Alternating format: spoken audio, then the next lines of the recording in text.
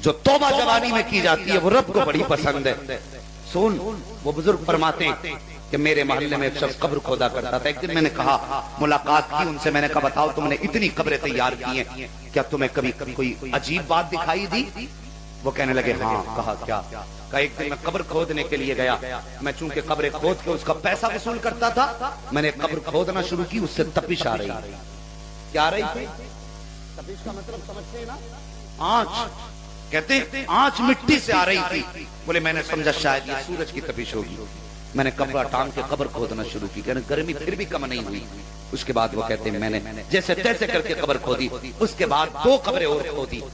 कहते जब 3 कब्रें खुद गई, मैं बैठ गया और इंतजार करने लगा, अब ये आएंगे लोग मुर्दे लेकर के, कब्रों की कीमत देंगे, अपने अपने दफन करके चले जाएंगे। कहते मैं बैठा था कि इतने मैंने देखा 2 फरिश्ते आसमान से उतरे। वो जरा सोच, ठिकाना किधर बनना है। और तुझे अगर लगता है किसी का हक खा के तुझे तीजा बख्शवा देगा, तो जरा पूछना उलमा से ये तीजा कहां तक की खैर करेगा। हाँ, मैं साफ कहता हूं, मैं भी बरेलवी हूं। ये मत समझना कि मैं देवबंद से ताल्लुक रखता हूं। मैं समझता हूं मेरे रब का करम है, मुझसे पक्का बरेलवी कोई नहीं होगा। मैं अपने ख्याल में अपने आप को ये सोचता हूं। हाँ, बस अल्लाह यही ख्याल मेरे दिल में सलामत रखे। गौर करें, जरा सोचें। वो कहने लगे मैं बैठा, कुछ देर गुजरी, 2 फरिश्ते उतरे और एक फरिश्ता कब्र के सरहाने खड़ा हुआ, दूसरा पैंती की जानिब। और खड़े होकर कहने लगा, एक ने कहा इसकी लंबाई चौड़ाई कितनी लिख दे? उसने कहा इस कब्र की लंबाई चौड़ाई 70 मील लिख दी जाए।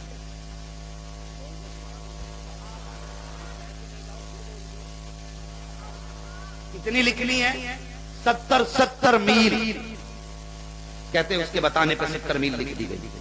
दूसरी कब्र के पास आए, कहने लगे इसकी कितनी लंबाई चौड़ाई करनी है? तो दूसरे ने कहा कि इसको ताहत नजर कुशादा लिख दो। जहां तक नजर जा रही है वहां तक इसकी लंबाई चौड़ाई लिख दो। कहने लगा जब बात आई तीसरी कब्र की, कहने लगा एक सरहाने खड़ा हुआ, दूसरा पैताने, जरा गौर करना। कहा इसकी कितनी लिखनी है? का फरिश्ते ने यूं हाथ किया, ऐसे करके और इशारा करके कहा जितना इस उंगली और अंगूठे के बीच का फासला है, इसकी लंबाई चौड़ाई सिर्फ इतनी लिखनी। समझ रहे हैं ना मेरी बात? वो कहने लगा ये लंबाई तो हो गई कब्रों की, और मैं जान गया था। कहने लगा फिर मैंने देखा, देखूं किस कब्र में कौन आता। कहता वो पहली कब्र जिसको 70 मील लिखा गया था, पहले एक जनाजा लाया गया, उन्होंने उस कब्र का मुझसे सौदा किया जिसकी पहले लिखी गई थी। और मैंने देखा उस जनाजे में 4 कांधा देने वाले थे और 2-4 लोग और साथ थे। अल्लाह अकबर। मैंने कहा यार ये किस खुशनसीब का जनाजा है? उसने कहा ये बड़ा गरीब था।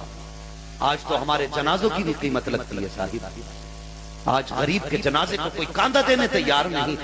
अमीर का कुत्ता मर जाए तो रोटी उसी के घर खाता है, क्योंकि सेठ का कुत्ता मरा है। ये हमारी कौम का मामला है। गरीब के जनाजे तक पढ़ने तैयार नहीं हम। मगर जानते हो इज्जतें मजमों से नहीं मिला करती, इज्जतें रब के फजल से मिला करती है। किस खुशनसीब का जनाजा है ये? कहने लगा था बड़ा गरीब, इतना गरीब था कि कोई इसके जनाजे तक में नहीं आया। लेकिन ये दौलत का गरीब था, सजदों का गरीब नहीं था। ये सजदों का गरीब नहीं था, ये नमाज पाबंदी से पढ़ता था और पूरा दिन मुस्तफा पे दुरूद पढ़ा करता था। समझ गए? ये पहली कब्र बन गई। कहने लगा मैंने दूसरे का इंतजार किया। जब दूसरी कब्र की बारी आई, वो जिसको ताहत नजर कुशादा लिखा गया था, कहने लगा मैं जनाजा देखने लगा, अब कौन आएगा? उसने बताया फिर एक जनाजा लाया गया। उस जनाजे के साथ सिर्फ 4 बंदे थे और वही जिन्होंने जनाजा उठा रखा था।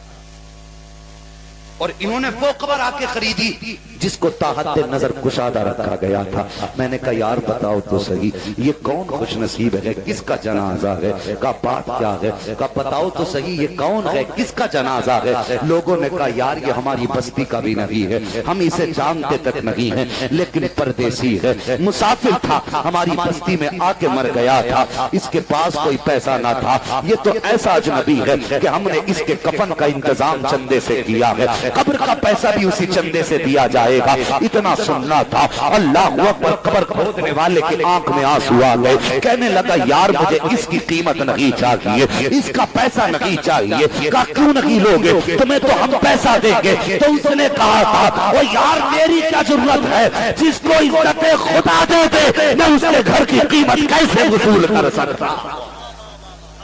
कहा नहीं चाहिए पैसा।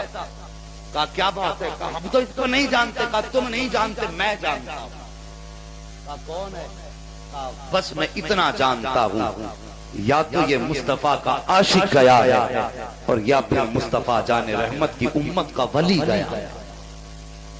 अल्लाह अकबर। कहता है कि 2 कब्रें हो गई, अब तीसरी की बारी आई जिसकी लंबाई चौड़ाई इतनी थी। गौर करने वाली बात है, ये रिवायतें अपनी जगह दुरुस्त हैं कि 40 बंदे हों तो मग़फ़िरत हो सकती है। ठीक है ये बात, मैं इनकार नहीं करता, मगर गौर करना इस बात पर भी। जब पूछा गया कि ये इस कब्र की लंबाई चौड़ाई इतनी है, और यार अपने आप को नाप के देखो 5-6 फीट के हो गए, और इतनी जगह में बंद करने के लिए कितना मसाला बनाना पड़ेगा। ख्याल करो, तीसरी कब्र की बारी आई।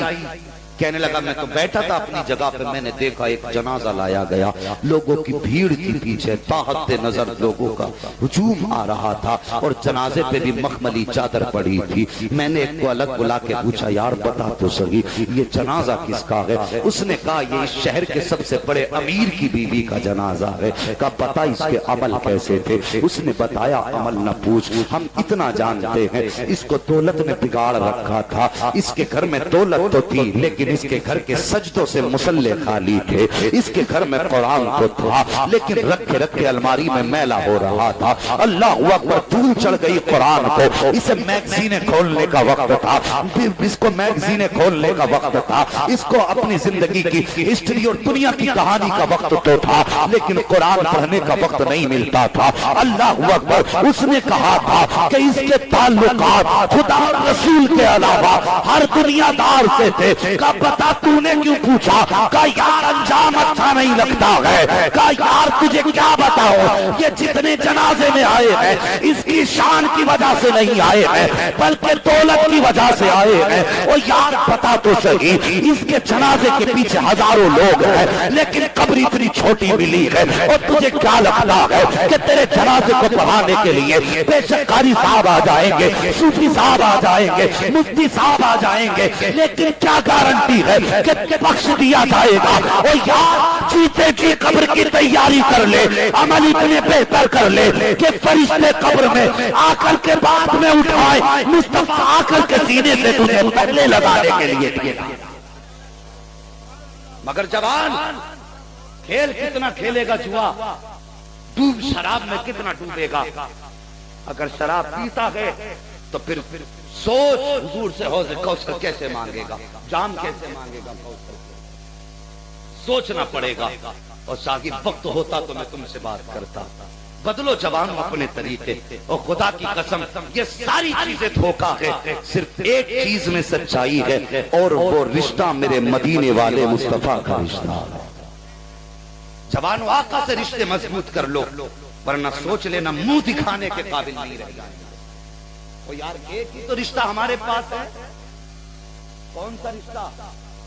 अमल तो अच्छे नहीं है, गुनाह हम करते, पाप करते, सारी जिंदगी रब की नाफरमानी करते रहे, लेकिन हम इतराते हैं फिर भी किस बात पे जानते हो कि हम हुजूर के दामन से वाबस्ता। यही एक रिश्ता है ना कि हम हुजूर के दामन से वाबस्ता है, हुजूर हमारे हैं, हम हुजूर के हैं। यही एक रिश्ता है, लेकिन हमने उस रिश्ते को भी तार तार कर दिया।